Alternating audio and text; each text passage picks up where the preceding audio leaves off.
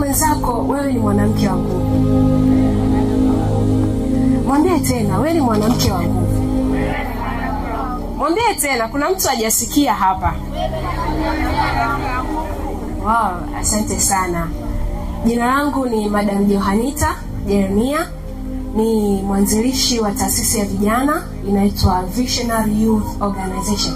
Vision, maono, kuwajenga vijana wenye maono makubwa na wanaoishi hayo maono kuleta mabadiliko katika maisha yao, katika maisha ya jamii yao na taifa kwa ujumla. Taasisi yetu imesajiliwa kwa ngazi ya kitaifa na malengo makubwa ni kuwawezesha vijana katika kuweza kuwapa elimu kwenye nyanja mbalimbali. Na kitu kingine pia tunafanya shughuli za kijamii ikiwemo charity kuweza kuwafikia wenye uhitaji mbalimbali.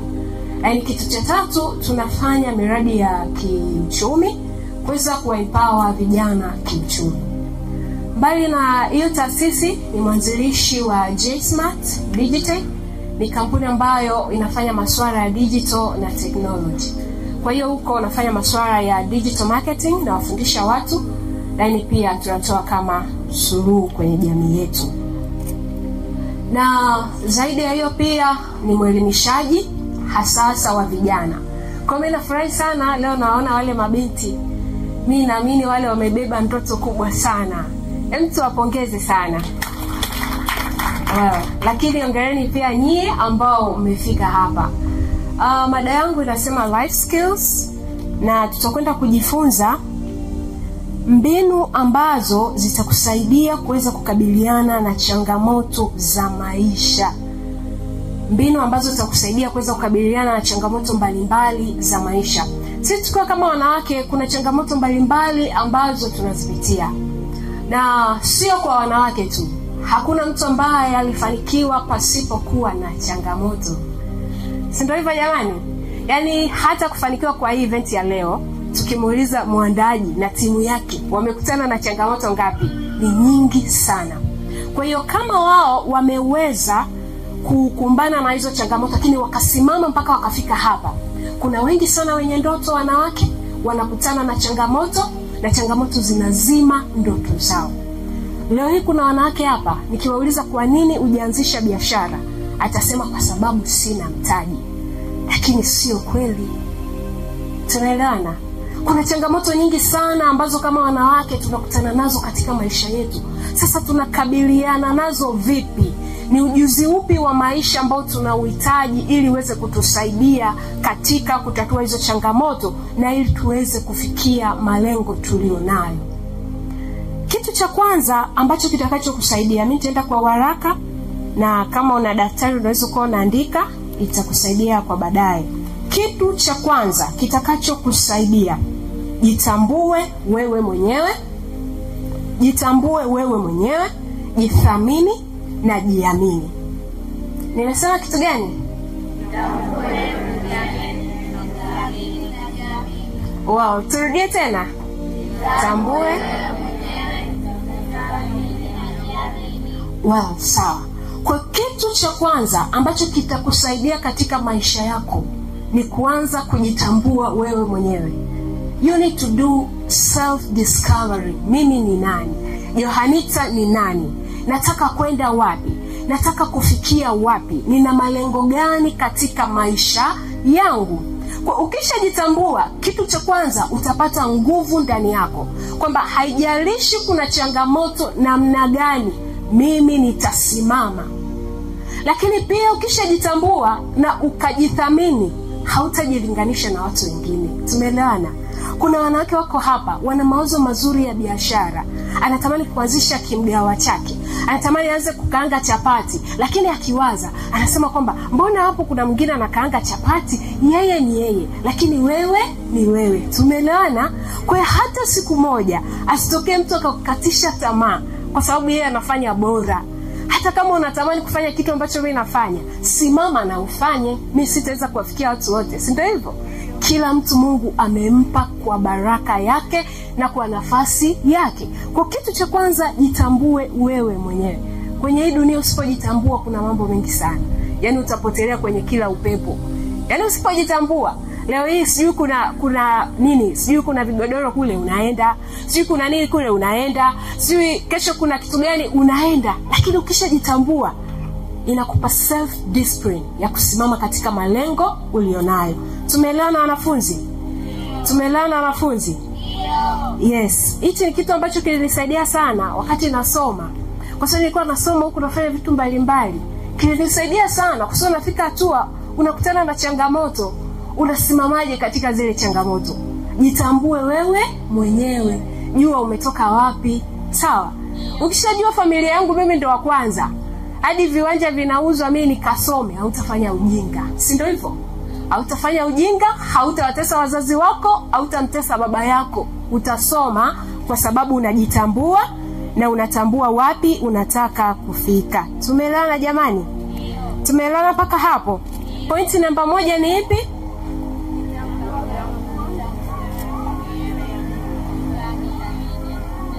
Ni kama vile msahau. Hebu turudie sote, pointi namba 1 ni ipi?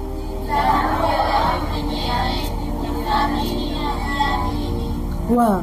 Kwa hiyo kwenye kipengele cha kujiamini ni muhimu sana. Unajua data zinaonyesha sisi wanawake muda mwingine ni vigumu sana kujiamini. Yaani ni vigumu sana. Inawezekana una uwezo mkubwa sana kuwashinda hata wanaume ambao unapambana nao, lakini haujiamini. Unahisi kwamba nikisimama au labda muonekano wangu sio mzuri. Simama, amini katika kile ambacho kiko wapi? Ndani yako. Amini kwamba mimi nikisimama nitafanya. Hakuna mtu ambaye ata replace nafasi yangu. Tumeelewana?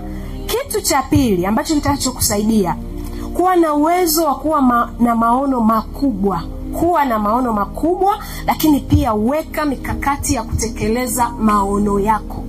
Yaani watu wote ambao waliwahi kufanya vitu vikubwa sana duniani ni watu ambao walikuwa na maono makubwa. Yaani maono ambayo yanakutisha. Wewe una mgawa wako hauwazi. Sisemi kwamba ni vibaya, ni vizuri sana, anzia pale ulipo, lakini ukiwa na picha kubwa kwamba mimi nataka nijulikane kwenye hichi kitu, ninafanya, nitafanya, nitaanzia hapa kama ambavyo ninaonekana, lakini mimi siishi hapa. Tumeelewana? Kwa hiyo acha mtu aone vile anaona, lakini ndani yako uwe na ile picha kubwa. Maono ni ile taswira au dira ambayo inakupa mwelekeo wa wapi unaelekea. Wangapi mna maono hapa mabinti ambao ni wanafunzi? Wangapi mna maono? Natamani isikie kwa mabinti wawili. Unatamani kuwa nani baadaye? Karibu. Kwa nini? Mbona mpigie makofi? Au na wivu? Emrudia kwa sauti au DJ tusaidie mic. Wow.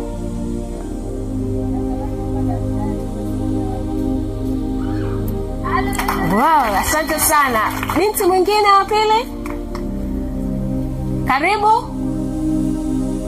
Okay.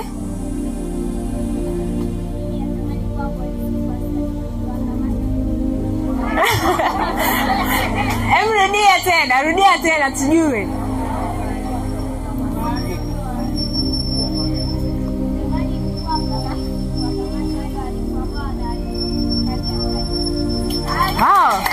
Asante sana.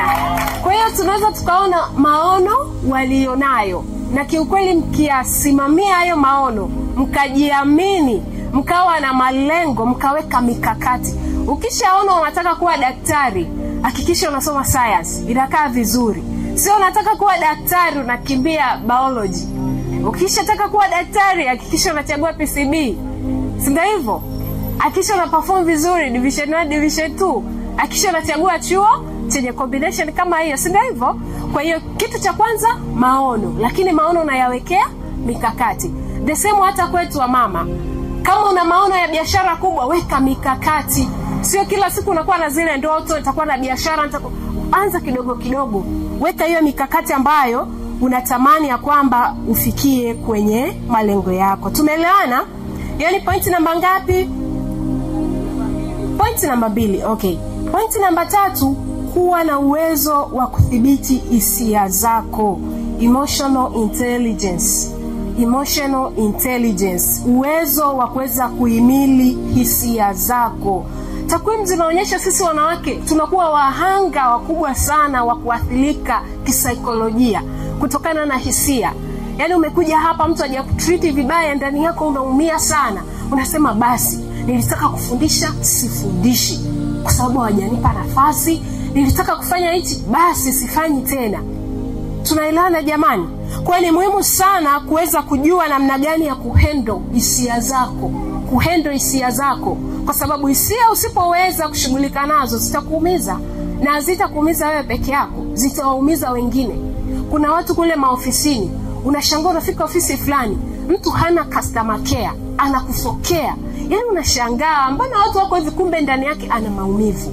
Yaani hisia zake haziko sawa sawa, ana maumivu. Hajali wengine wanapata shida gani akiwafokea hivyo. Tumeelewana? Kwa hiyo ni muhimu sana uweze kuwa na emotional intelligence. Na tunaposema emotional intelligence ni nini hasa? Emotional intelligence ni uwezo wa kutambua, kuelewa na kudhibiti hisia zako pamoja na kuwaelewa wengine. Kwa hiyo hauwezi kuwa mwanamke ambaye umefanikiwa ikiwa unajielewa wewe peke yako. Yaani wewe pale majirani zako haujali kwamba nikimwaga uchafu kule kwenye maeneo yao watajisikiaje, watajua wenyewe. Mimi siliko kwenye nyumba yangu nimenunua mwenyewe. Haujali kuhusu wengine. Kwa hiyo kwenye kipengele hiki cha hisia, lazima uende hisia zako, lakini uende na hisia za watu wengine. Unaendo vipi zile hisia zako? Kitu cha kwanza ni kuweza kujitambua kweli. Utambue uimara ulionao, utambue udhaifu ulionao. Ni vitu gani ukifanyiwa unajisikia vibaya? Yaani kuna mtu akiambiwa uwezi hichi kitu anajisikia vibaya sana na anakata tamaa. Ukishajua huo ni udhaifu wako, unaweza vipi kuendo? Tunaelewana? Kwa kitu cha kwanza jitambue wewe mwenyewe. Lakini kitu kingine cha pili, jidhibiti. Yaani jidhibiti kwamba je, nikiwa na hasira nifanye nini? Kama nina hasira, nimeshajua mimi ni mtu mwenye hasira, basi sitapenda kuongea na watu. Kwa wakati ambao nina hasira, nitatulia, nitachukua kitabu nitasoma. Kama ni watu wa dini, nitachukua kitabu cha dini, nitajifariji. Kama ni kanisani, nitaenda nita worship ili zile hasira zifanyaje? Zishuke, ili nisipandishe hasira nikawaumiza na wengine. Kuna watu hapa, kuna dada nimewahi kukutana naye, alikuwa hana kazi, lakini anasema mimi bana, siwezi nikamnyenyekea mtu. Yaani mimi mtu akinizingua, mimi namzingua. Simko hapa wengine. Simko hapa. Sasa ufikirie ungekuwa kwenye wizara fulani. Haya, na mkubwa wako labda umeshaona kwamba labda yeye emotional zako ziko hivi. Na unasema akinizingua na mzingua, utapoteza kazi ngapi? Kwa hiyo ukiwa stable emotionally, utaweza kuishi na watu. Hata wale watu ambao mtu anasema huyu ni mtata, ila wewe utaweza kuishi naye kwa sababu unajua huyu kama ni mtata, basi mimi sitampandia juu. Mimi nitafanyaje? Tanyamaza. Mimi ninachotafuta sina kijua. Si uko pale unachotafuta unakijua. Una malengo yako. Mimi bwana hapa niko mwaka mmoja. Sasa kwa nini upate shida ya kwamba wamenitukana, naacha kazi, naacha kufanya chochote? Lakini ukishajua kujiregulate wewe mwenyewe, utasema it's okay. Niko hapa kwa malengo yangu, nina malengo yangu, nina maono yangu, nimeshajitambua na nitakaa hapa. Wacha afanye anavyofanya, mimi nitafanya hichi. Kama akiwa ananifokea basi mtanyamaza, utafanya kitu fulani. Tumeelewana? Kwa hiyo ni hatua nzuri ya kuweza kukusaidia kuweza kuishi vizuri pia na watu. Lakini kitu kingine pia, jenga ile hamasa ya ndani. Kwenye hii eneo la hisia, jenga hamasa ya ndani. Jiambie mimi ni mzuri, jiambie mimi ninaweza, jiambie mimi nitafanikiwa. Usisubiri watu wengine wakuambie hivyo vitu. Tumeelewana? Kuna wanawake wengi wana ndoto kubwa sana, lakini wanashindwa kufanya kwa sababu wanasubiri watu wa nje wawaambie. Na watu walio nje wanaotuzunguka huwa wananyamaza. Yaani ni mpaka amekuona, umeanzisha, wote wanakuja kukupongeza. Ila wakati ulipokuwa unahangaika unaambia nataka kufanya hichi na hichi, walikuwa kimya, hawasemi chochote. Sasa ukishajua hilo, halitakuathiri ndani yako. Utabeba nguvu yako ya ndani, utasimama, utafanya ili uweze kufanikisha malengo yako. Tumeelewana? Hiyo ni point namba ngapi? Namba 3. Tubakisha point 3 tu tutamalizia. Point namba 4 ni uwezo wa mawasiliano na uwezo wa kuzungumza kwenye hadhara. Uwezo wa mawasiliano, lakini na uwezo wa public speaking. Mawasiliano kwa maisha yetu tunategemeana sana. Yaani usiseme kwamba hata kama ungekuwa una kila kitu bado unamhitaji mtu. Si ndio hivyo? Sasa huyo mtu unamhitaji vipi kama huwezi kuwasiliana? Yaani kuna mtu anajulikana whether ni kazini, yaani yule mtu anajulikana ofisi nzima, yaani watu wanashika kichwa, yaani yule dada muacheni tu, muacheni. Sio vizuri. Kuna wanawake wengine hapo natamani uweze kuwa mtu wa tofauti, mtu mkubwa, mwanamke mwenye heshima, lakini mtu akikugusa kidogo, yaani michapo itakayotoka hapo unashangaa. Na nyinyi mko hivyo jamani? Muangalie mwenzako. Mwenzako uko hivyo. Wengine naona wanacheka, wanajuana. Ukitoka hapa badilika. Si ndio hivyo? Badilika, kuwa na uwezo wa kuwasiliana na watu, kuwaelewa wenzako, kuwasikiliza. Lakini uwezo wa kuongea, public speaking, kama hivi kuongea kwa watu au kuongea hata ofisini kwako, kuwa na huo uwezo, kwa sababu tuko katika dunia ambayo inatamani kusikia kitu kutoka kwako. Sasa kama utasema mimi nina ndoto kubwa sana, lakini hauwezi kuzitoa nje zile ndoto, hauwezi kuzungumza, utawezaje kupata huo uwezo wa kuzungumza mbele ya watu? Kuna mwingine kweli hata tukimuita hapa hawezi kutaja jina lake, anaogopa. Utawezaje? Pointi ya kwanza tumesema tufanye jamani, tujiamini. Kwa amini kwamba mimi ninaweza, amini kwamba mimi ninaweza kufanya hichi kitu, amini kwamba mimi ni wa pekee na nitaweza kufanya.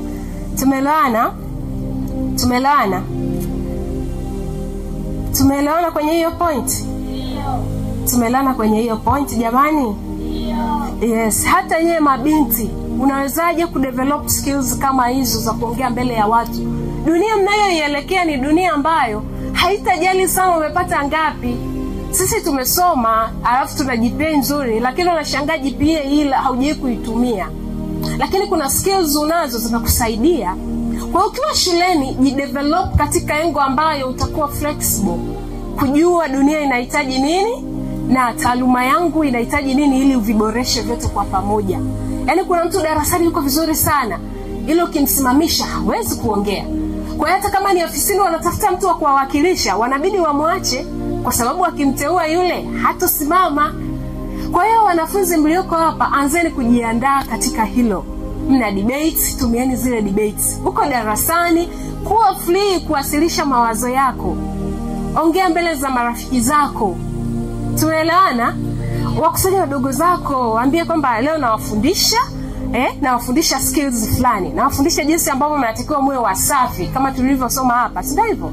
Kwa hiyo kuanzia hapo unaanza kugain skill, unaanza kugain confidence, unaanza kuzoea macho ya watu. Tumeelewana? Hiyo ni public speaking na mawasiliano. Lakini pointi ya 5, jenga mtandao wa watu sahihi. Jenga mtandao wa watu sahihi. Hicho ni kitu ambacho kitakusaidia sana kuweza kukabiliana na changamoto mbalimbali tunazokutana nazo. Tunakutana na changamoto zingine kwa sababu tunabebana na watu ambao sio sahihi. Beba watu ambao unajua wanakufaa katika maono ulio yabeba. Watu wamegawanyika katika makundi mbalimbali. Au tunaposema mahusiano, jenga mahusiano sahihi na watu. Mahusiano ya kwanza unayotakiwa kujenga ni mahusiano yako na Mungu. Tumeelewana? Tumeelewana lake. Hakuna namna utafanikiwa kama huna chanzo. Yaani wewe una swali, unaenda kanisani, jenga mahusiano yako na Mungu wako. Nenda ibadani, nenda huko kaswali, ukamalize, nenda kwenye biashara zako. Kwa hiyo hakikisha unajenga mahusiano mazuri na nani? Na Mungu. Kwa sababu kisha jenga mahusiano mazuri na Mungu, kuna watu watawaondoa. Anamuona huyu mtu hana nia nzuri, anakuja kwako anasema anataka kukuoa, kumbe sio mzuri, Mungu anamuondoa. Si ndio hivyo? Alafu akiwaondoa watu usiumie. Kuna watu wanashangaa, mbona watu jamani wanaondoka kwenye maisha yangu? Unawangangania. Kwa nini? Kwa hiyo mahusiano ya kwanza ni mahusiano na nani? Na Mungu. Lakini mahusiano ya pili ambayo tukao kwa nayo makini ni mahusiano ya kimapenzi. Wanafunzi, nasikia mnaguna. Wanafunzi, mpo? Kuweni na maono katika masomo yenu. Msichanganye vitu. Sawa? Kuna wengine mko hapa unasema mimi tayari nina mchumba. Huyo mchumba atakusubiri mpaka chuo kikuu kweli? Au atakwambia uache shule? Kwa hiyo mahusiano ya kimapenzi ni mahusiano muhimu sana. Angalia unahusiana na nani, sio kila mmoja unaweza ukahusiana naye, kwa sababu migogoro mingi inatokea huko. Mtu anakuvuruga, unashindwa kufanya biashara zako, unashindwa kufanya nini kwa sababu ya mtu. Kwa hiyo make sure ya kwamba unahusiana na mtu sahihi. Yaani kabla ya kuhusiana na mtu sahihi, wewe kuwa mtu sahihi. Wewe unasema nataka mwanaume mcha Mungu, nataka mwanamke mcha Mungu, wewe kanisani, msikitini uendaji, haujui ibada. Okay. Kwa hiyo hicho ni kitu cha pili. Lakini mahusiano mengine ni mahusiano ya jamii. Jenga mahusiano ya kijamii, mahusiano mazuri au mahusiano ya kikazi. Unayajengaje? Kama hivi leo tuko hapa tunajifunza kwa habari ya life skills, tunajifunza kwa habari ya fedha, tunajifunza kwa habari ya mambo mbalimbali. Kwa hiyo watu sahihi utakutana nao sehemu sahihi. Kwa hiyo make sure unaenda sehemu ambazo unaweza kukutana na watu wanaoendana na wewe. Ukisikia makongamano ya wanawake, nenda. Ukisikia seminar, nenda. Ukiingia kwenye magrupu ya WhatsApp siku hizi kuna seminar mbalimbali, nenda kule. Acha umbea wanawake. Tunaelewana? Yaani acha umbea. Nilikuwa nashangaa sana. Kuna muda nakaa pale nyumbani, nashangaa huyu mtu anaweza kuangalia tamthilia masaa mengi sana bila kuchoka. Unawezaje? Yaani unawezaje? Automatically huyo mtu hana maono. Kwa sababu ukiwa na maono yatakuguide kwamba simama, fuatilia hiki, fanya hiki, nenda kule, fanya hivi. Usipoteze muda. Angalia cycle yako ya marafiki. Kama unaona umejeza wambea, hebu wapunguze kuanzia siku ya leo. Tumelana? Wapunguze. Asante sana. Lakini pointi ya 6, kujijenga kimaarifa na kiujuzi. Kimaarifa na kiujuzi. Tuko katika dunia ambayo haijali wewe ni nani, inaangalia una nini.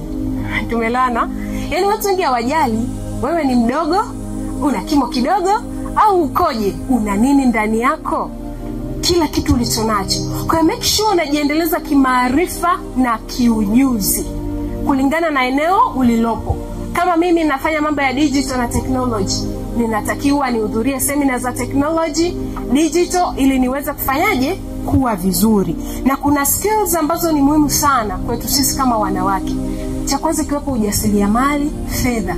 Jifunze sana kuhusu ujasiriamali na anzisha vitu mbalimbali, biashara. Anzisha vitu vidogo vidogo ambavyo unajua unaweza ukafanya, utafurahia kufanya kwa mtaji ulionao. Tumeelewana? Ili hata unaposema nasubiri mtaji au nasubiri siku nipate mtaji, basi ukukute katikati ya nini? Ya safari. Usisema kwamba sijaanzisha chochote na msubiri Mama Samia aniwezeshe. Hautapata. Kwa sababu mwisho wa siku ataangalia ambao tayari wameanza safari. Sawa? Kwa hiyo jiendeleze kiujuzi. Lakini ujuzi mwingine wa muhimu ni ujuzi wa kiteknolojia na kidijitali. Jifunze namna ya kufanya biashara kwa kutumia mitandao ya kijamii. Jifunze kupiga picha nzuri, post kwenye magrupu ya WhatsApp, post Facebook, Instagram, tafuta wateja. Sio kila siku unajiposti, sijui pozi umefanyaje, sijui umefanyaje. Kuna wakati inakugharimu ukanunue nguo ili ujionyeshe tu kwamba nimepiga picha, sijui nimefanyaje. Kwa nini? Kwa nini jamani? Na nyinyi mnafanya hivyo? Mnafanya hivyo? Basi kuanzia siku ya leo, hiyo smartphone yako, wangapi wana smartphone? Wangapi wana smartphone? Wow. Kwa hiyo kuanzia leo hiyo smartphone yako itumie kwa ajili ya biashara. Jifunze namna ya kuuza mtandaoni. Kama hujui, baada ya hii seminar unaweza kaniona nikakusaidia baadhi ya vitu. Tumeelewana? Kwa hiyo jifunze ujuzi wa kidijitali na mambo ya teknolojia, itakusaidia. Hili pointi ya mwisho kabisa, pointi ya mwisho ambayo natamani tuweze kujifunza sisi kama wanawake, kitu kitakachotusaidia kutatua changamoto mbalimbali, ni kupona. Yani tusibebe vitu vilivyopita. Sawa? Yani tupone, tuponyeshe nafsi zetu. Yani kuna mwanamke hapa tangu alipoachwa na bwana wake mwaka 2020 hajawahi kufanya biashara, kanisani haendi, msikitini haendi, yani ana kisirani, havai tena vizuri. Ukimuuliza wanaume, hajapona mtu kama huyu, alafu unakutana naye anataka afanikiwe, utafanikiwaje? Kwa hiyo sasa kama wanawake jamani, tujifunze kujisamehe sisi wenyewe. Kuna wakati unakosea, hata nyewe wanafunzi, kuna mtihani labda uliopita ulifeli, jisamee ndani yako, afu jipe nafasi nyingine ya hatua nyingine. Tumeelewana? Jifunze, kwa sababu afya yako ni muhimu sana. Huyo mtu unamlilia leo hii, ukichanganyikiwa ukaondoka, yeye anaendelea na maisha yake. Atalia, atalia wiki moja, atakuposti siku moja, kesho anaposti Simba na Yanga. Kwa hiyo sasa ujue kabisa kwamba mimi maisha yangu ni jukumu langu na Mungu wangu. Ukishajua hilo, usiruhusu mambo au changamoto zifanyeje, zikuyumbishe. Tumeelewana? Basi kwa wakati huu, kama una swali, karibu kwa swali, au unanyongeza, karibu kwa dakika hizi 2. Karibuni wanafunzi, nategemea nisikie kutoka kwenu, maana mnajifunza mambo magumu sana shuleni. Wanafunzi, hamna swali lolote? Hapana. Mmeelewa nini?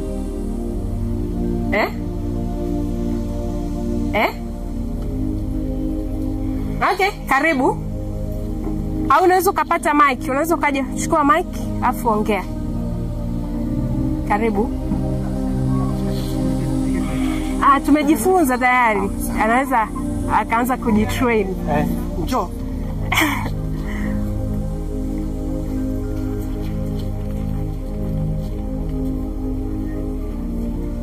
Wow. Tunajifunza kujiamini na kuyakabili maneno yetu. Wow. Asante sana. Very smart. Asante sana. Mwingine au mwenye swali au mama zetu, jamani, mko hapa, mna nini cha kuongeza? Maana nyie tayari mmeona vitu vingi sana. Na nini cha kuongeza kwa ajili ya hawa wanafunzi?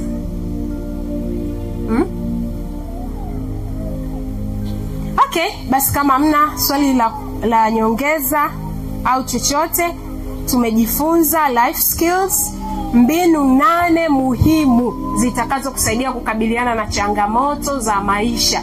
Ya kwanza tulisema ni kujitambua, kujithamini na kujiamini. Mbinu ya pili tulisema uwezo wa kuwa na maono makubwa na kuweka mikakati. Mbinu ya tatu tulisema uwezo wa kudhibiti hisia zako. Hiyo ni ya tatu. Lakini mbinu ya 4, uwezo wa mawasiliano na public speaking, jifunze kuongea, usiwe bubu. Mbinu ya 5, kujenga mtandao wa watu sahihi. Kama unataka kuwa mtu mfanyabiashara, jiambatanishe na wafanyabiashara. Mbinu ya 6, jiendeleze kimaarifa na ujuzi. Usiseme mimi nilishia form 4, siku hizi kuna sehemu nyingi za kujifunza, sawa? Usiseme sijui Kiingereza, hamna anayejali kuhusu hiyo. Tumia hicho ulichonacho. Lakini mbinu nyingine pia ya 7, uwe na uwezo wa kufanya maamuzi na kutatua matatizo. Mbinu ya 8, usitembee na majeraha ya ndani, jisamehe na ujali afya yako, sawa? Asanteni sana, Mungu awabariki. Nina kitabu changu hiki nimekiandika. Karibuni sana, kinapatikana. Asante.